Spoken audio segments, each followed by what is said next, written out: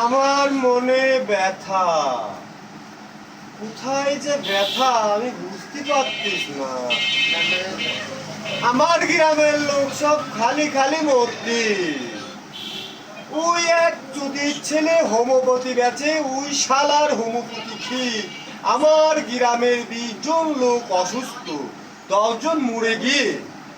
এখন কি করব বলো তো ভাই, আর পারবো না বলতিস।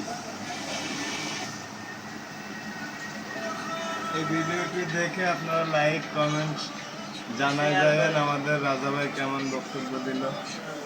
ওই শালা আলী ডাক্তারের ফাঁসি হবার নয়, ওকে বাঁচায় রাখতে হবে, তা না হলে এই গ্রামে আরো 50,000 লোক খেয়ে মরবে। এটাই আমার বক্তব্য।